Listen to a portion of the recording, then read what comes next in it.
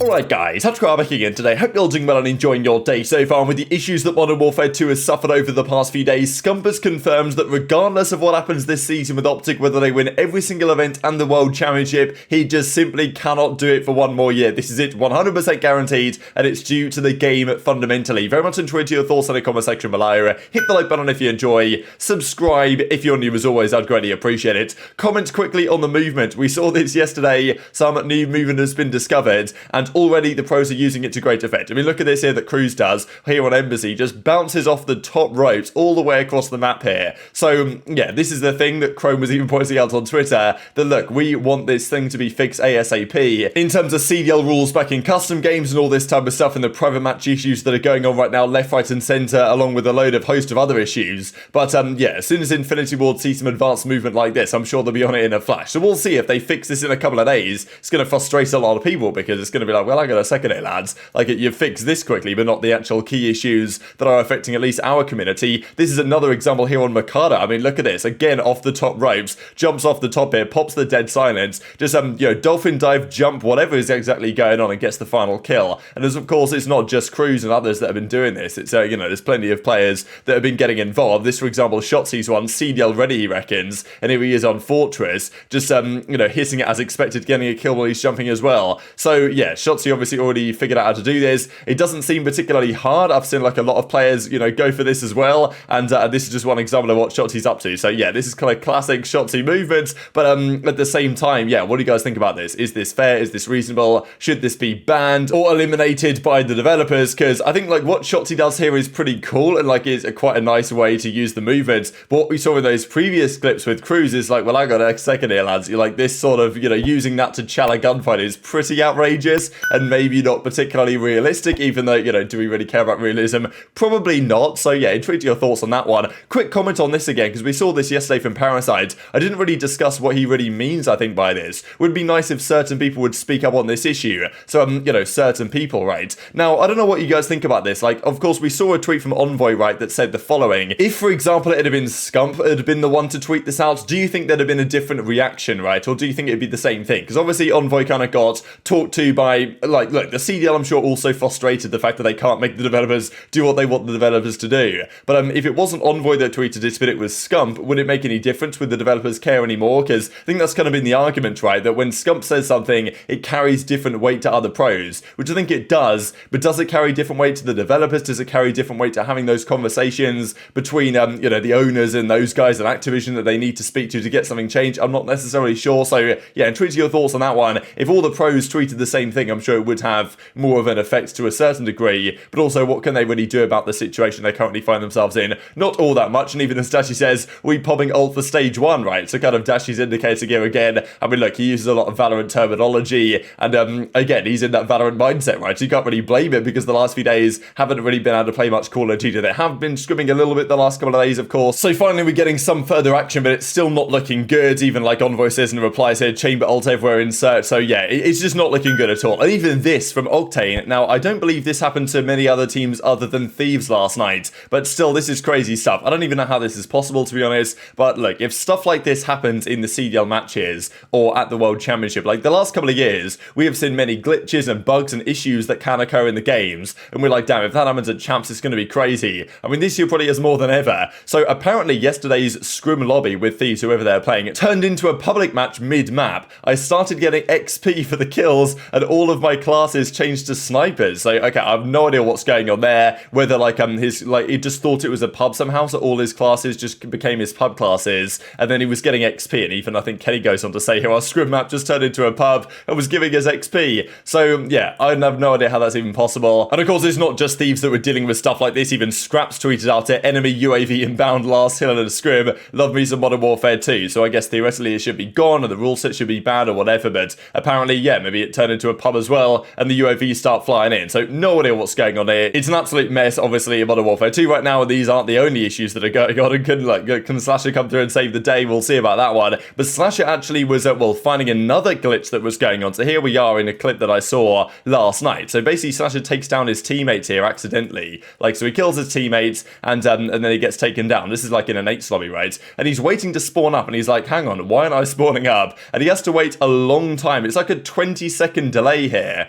for killing your teammates. Like, we see this in the past where if you team kill or if you, like, die to suicide, basically, then it takes you a longer time to actually come back. But, I mean, still, I've no idea why it took him this long. I mean, he's just sitting there watching his teammates play 3v4 when they're down a lot, and then he finally gets to spawn back in after, like, 20 seconds. So I've no idea what that's about, why that hasn't been fixed, or why that's even an issue in the first place, right? But yes, there are plenty of things that are going to be wrong with this game when it comes out, right? And I did see some suggestions of maybe doing a super week. I don't know what you guys think about this, because you guys might remember it was the start of Cold War, right? The year before last season, when I think there was this massive storm in Texas, right? And all the power cables were broken and stuff like that. So they had to delay the matches because it was just unplayable for the pros. And then they did a super week where, like, every 7 days in a row they had matches in the evening, which was pretty crazy. And maybe they have to do a similar thing here, right? Because if they don't, it's like, well, can we really hit that December the 2nd deadline for the online kind of qualification matches, or can we not do that? So yeah, we don't know right now. The Challenger Cup has been delayed. This is another cracking spawn here on Embassy where, you would think, okay, we've got a blue arrow that needs to spawn in. We've got the 4 red arrows on the left-hand side. These guys are holding the hill. You'd think that probably the blue arrow would spawn maybe around here somewhere, maybe inside the building possibly, but somewhere near his teammate and near the hill control. But no, he spawns up here to the top side of the map and just shoots number 7 in the back. Like, I have no idea why this would be possible or necessary, but yeah, unlucky, mate. That's Embassy spawns for you. So don't know if that's a new spawn, because they seemingly have changed over the last, since the update, or whether this was always a thing, but it's still not great nonetheless. And it's funny, really, because we see in the past the likes of Merc and other commentators commenting on, damn, that spawn was kind of crazy, right? And that would usually be their way of kind of, trying to throw a jab in on occasion to the CDL to be like, look, well, not necessarily the CDL's fault here, but to the devs to be like, hey, look, this isn't appropriate, it needs to get fixed. And we've seen that a few times in the last couple of seasons, wacky spawns affecting match results. It's not just the wacky spawns that are going to be affecting match results this season based on what we have seen over the past few minutes here. So Crim is playing in this kind of $100,000 Warzone 2.0 tournament tomorrow, and look, we saw Crim retire, of course, this past season. Former was the year before, Karma was the year before that. We've known for quite some time now that Scump is going to step away at the end of this season. Like, there were some questions over even the last couple of years, how many more years will Scump stick around for, and he decided to go 1 more year. And as he explained in these couple of clips, right, someone said in the chat a couple of days ago now, like, I can't believe you're retiring, right? It's kind of end of an era type stuff. And Scump's like, you can't believe I'm retiring. Like, do you see the game I've got to play? Like, it's not exactly a surprise. And then he goes on to say last night that even though after kind of he announced his retirement, he said, you know what, if we win everything, if we're the best team, if we dominate, if I'm dropping 1.4s, then, I'll probably stick around for 1 more year and not retire when he plans to at the end of this upcoming season. But now he says it doesn't matter what's going on. This game's too frustrating. It's an absolute shambles to such an extent that when this season is over, Scump is done and dusted regardless of the outcomes. Oh, dude, that guy is like obsessed. Invite me to the game. Nah, I take it back. Even if we went 6 for 6, I still wouldn't play next year. I'm actually not playing in. Just regardless, that's it. Yo, Damon, how do I invite you? Can't believe you're retiring? Is it really that unbelievable? Is it? I mean, is it that unbelievable? I mean, they just made footsteps 75% louder.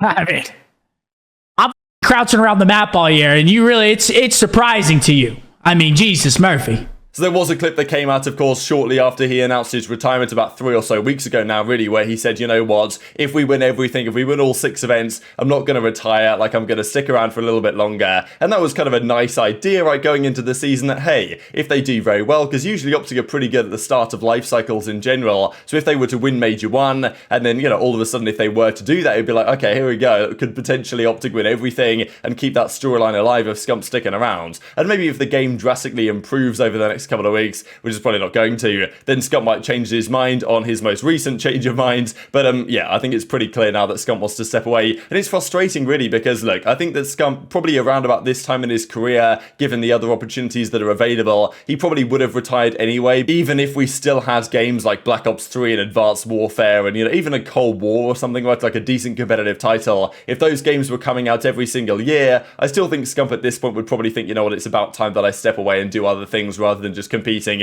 as he's done for practically the last 15 years. But still, it is the state of the game to a certain degree that's pushing him away. Obviously, we even saw that Formal said, right, the game isn't as fun anymore to play, and he kind of reignited that passion going to Halo again. And Scump is in a similar boat where he's frustrated with how things have gone, frustrated with the state of the game, can't blame him at all, and he's like, well, look, I might as well not put too much effort in anymore in terms of maybe trying to get some things fixed or changed, because it doesn't seem to matter anyway, and even, well, if it did matter, then he's going to probably retire anyway, regardless at the end of this season. So, yeah, what do you think about that, right? It's just kind of frustrating because it's obviously partly age and other, factors, right? Losing the need and the passion for some of these guys as they get older, but also the last few years, it's certainly been the game that's taken a toll on these guys. Like, I don't know necessarily so much for Crimsix, but for Karma, certainly that was the case. For Formal, certainly that was the case. For Scump, clearly that's the case as well. And yeah, as he says, doesn't matter what happens this season. Also makes you wonder what happens mid-season, right? Like, let's say something goes wrong with OpTic mid-season, or, usually they start out well and fall off and then come back towards the end of the year. That's the typical OpTic cycle. Let's say they start out poorly. Like, what does that mean, right? Does Scump say, you know what, I've had enough of this, especially if the game state is terrible and he's just not enjoying himself and the team isn't performing well? Like, would he consider, you know what, like, let's just call it a day now? Like, I'd be surprised if he doesn't go to Champs and, go all the way, because I'm sure he wants to kind of have a send-off at Champs, one more shot at winning a ring. But if things are going awfully and the team needs to change, would Scump at that point think, you know what, I don't really want to grind it through with another new iteration of this roster, I'd prefer just to take the L, especially because the game's awful? Like, I don't know, right? But it's a possibility to consider. I do wonder as well whether this is kind of going to go over to some of the other OG players, Clayster, Slasher, the only two players older than Scump in the league going into this season. Clay has had fun on this game in the first week or so, but, that's kind of the honeymoon period that can happen at the start of games' life cycles, when players enjoy it more than maybe they would otherwise. And, so hopefully that sticks around for Clay and he has a good season here, because they've certainly done well so far. But Slasher, kind of the other, 28-year-old in the league, or I think the only 28-year-old, because Scump's 27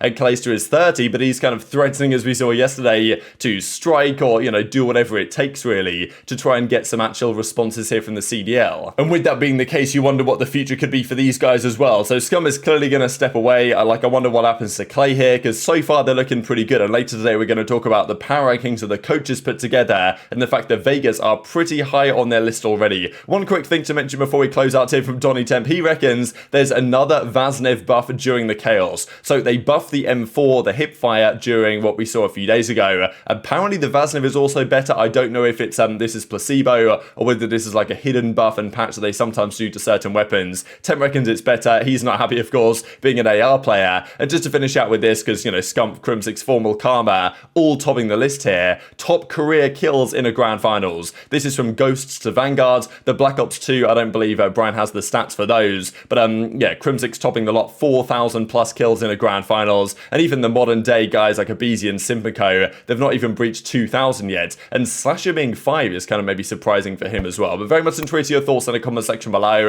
Hit the like button if you enjoyed. Subscribe if you're new. Take care. And I'll see you next time.